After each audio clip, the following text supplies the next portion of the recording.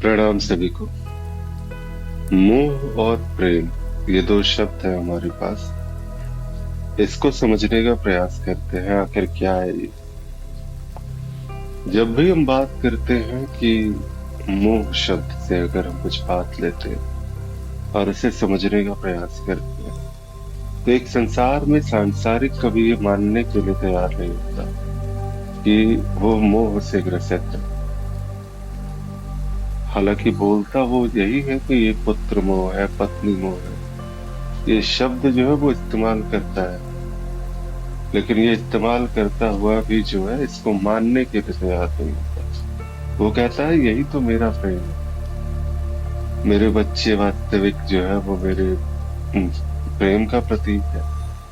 मेरी पत्नी से ही तो मुझे सबसे ज्यादा प्रेम है। मेरे माता पिता का प्रेम आखिर मुझे और कौन कर देगा। मित्र जो है वो मुझे प्रिय है, उनसे मुझे प्रेम है। इस संसार में वो हर चीज से प्रेम करता है। अपने वस्तुओं से वो प्रेम करता है, अपने वाहन से प्रेम करता है। कोई कार उसने खरीद ली, उसके वो कहता है ये मेरा प्रेम है। कोई कोई तो ऐसे भी है कि जहां जमीन का टुकड़ा अगर खरीदा गया तो वो उसके लिए प्रेम का विषय है। प्रेम जो है ना, इस शब्द को हमने बदनाम कर दिया। जैसे ही कहते हैं हम प्रेम को इस संसार में अगर हम इस्तेमाल करते हैं, प्रेम वास्तविक जो उसकी शुद्धता है उसको अशुद्ध कर दिया हमने। और यहीं पर जो है एक दूसरा शब्द जो हमारे समक्ष आता है, वो है मोह। वास्तविक क्या है? वास्तविक ये मोह है। और ये मोह किस लिए, और मोह और प्रेम में क्या अंतर है? प्रेम बांधता नहीं है। प्रेम किसी भी प्रकार से आपको आसक्त नहीं बनाता, आपको मुक्त करता है वो सारे के सारे बंधनों से। और मोह आपको संसार के बंधनों में बांधेगा। मोह सदैव एक बंधन है और प्रेम मुक्ति है, अगर देखा जाए तो। इसको और भी अगर दूसरी भाषा में समझे तो, मन भर जाए तो मोह समझिए, जब मन भर आए तो उसको प्रेम समझिए। आकर्षण हो तो वो मोह हो सकता है, जब समर्पण हो तो वहां प्रेम होगा। जब आप सम्मान चाह रहे हैं तो वहां मोह है। जब आप सम्मान करने लग जाए तो वहां प्रेम है। आप मेरे हैं ये मोह हो सकता है, लेकिन मैं आपका हूं ये प्रेम हो सकता है। बड़ा ही गूढ़ विषय है, अगर इसको बुद्धि से नहीं समझा जा सकता। बुद्धि जो है ना, वो मोह तक जा करके वो सिमट सी जाती है। बस यही तो है, यही संसार है, यही मोह है, यही सब कुछ है। और वास्तविकता लगती भी है। इससे भिन्न तो कुछ जैसे समझ में भी नहीं आता कि कुछ होगा जो इससे अलग भी होगा। यही है सब कुछ अगर देखा जाए एक प्रकार से। लेकिन ये मोह जो है, एक अध्यात्म की दृष्टि से इसको कैसे समझा जाता है? अध्यात्म में अगर हम देखते हैं तो मोह सिर्फ जो है एक बंधन की तरह से, वो चाहे आपके बच्चों से हो, पत्नी से हो, संसार में चाहे आपके किसी भी परिवारजनों से हो, किसी वस्तु से हो, किसी मकान से हो, किसी और संपत्ति से हो। वास्तविकता जो है, ये मोह जो है वो आपको बंधन का कार्य करेगी। गरुड़ पुराण में भी अगर आप देखेंगे तो वहां भी इस बात को स्पष्ट किया गया है कि जो मोह में जिसके प्राण छूटते हैं, वो उसकी गति जो है वो वैसी सी हो जाती है। बिल्कुल स्पष्ट रूप से अगर देखा जाए तो वही तो है गति। उसी ओर गति हो रही है और उसी ओर गति करने का प्रयास भी हो रहा है। ये मोह जो है ये जाता नहीं है। ऐसा लगता है कि ये बांध के रखता है इस संसार से। माँ जो महामाया है उनका सबसे सुंदरतम रूप है ये मोह। मोह जो है वो हम सभी उनके ही बच्चे की तरह है। लेकिन वो कभी अपने आंचल से हमें दूर नहीं करना चाहती। और जब भी माँ ऐसा करती है तो माँ के पास एक ही तरीका है। मोह जो है इस रूपी बंधन का इस्तेमाल करे। कहते हैं ना कि एक माँ जब अपने बच्चे को देखती है तो अक्सर कई बार ऐसा होता है कि भोजन करते वक्त अपने आंचल से बांध देती है ताकि बच्चा इधर उधर न भागे। ये माता का प्रेम ही तो है।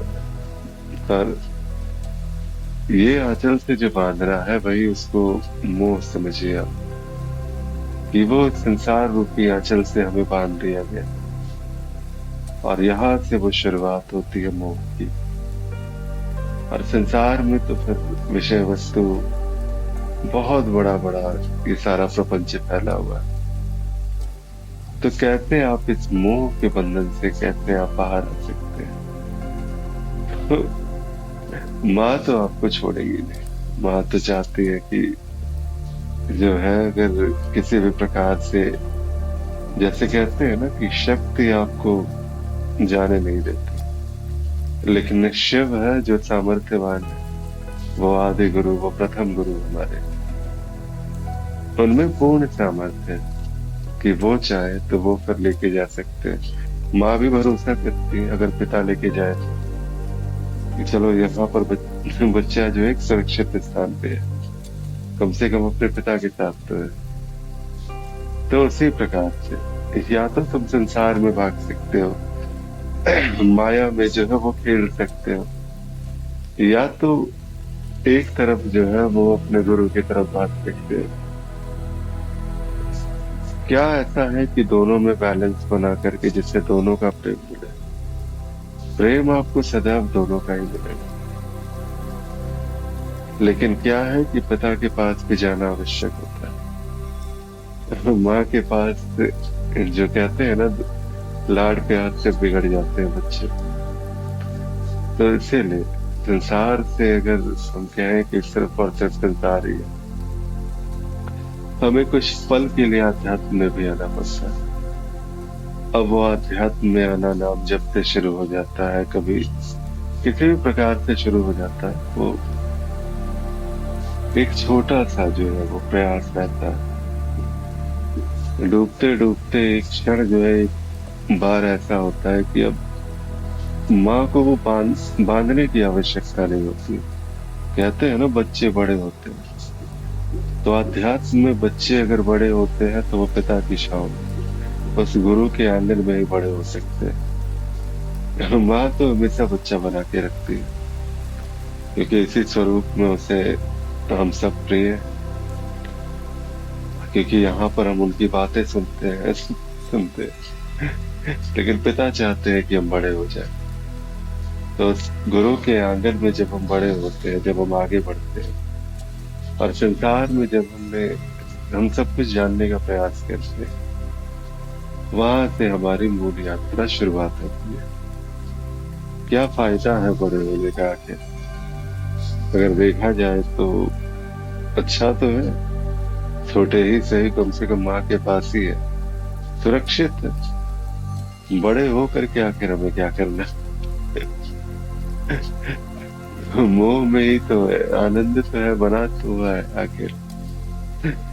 ये देखिए, अगर ये बात अगर ऐसा आता है विचार कि मोह जो है और बच्चे बने रहने में ही भलाई है, तो हम मोह में तो खैर सब कुछ है, लेकिन वो अज्ञानता जो है वो हमें, जैसे बच्चे की एक अज्ञान बुद्धि, बालक बुद्धि जो है, वो हमें वास्तविक प्रेम से वंचित कर देती है।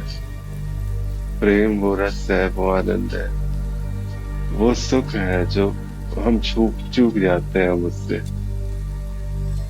उसी प्रकार से जब हम आगे बढ़ते हैं उस गुरु की छांव में, तो हमें वो वास्तविक प्रेम का रस प्राप्त होता है।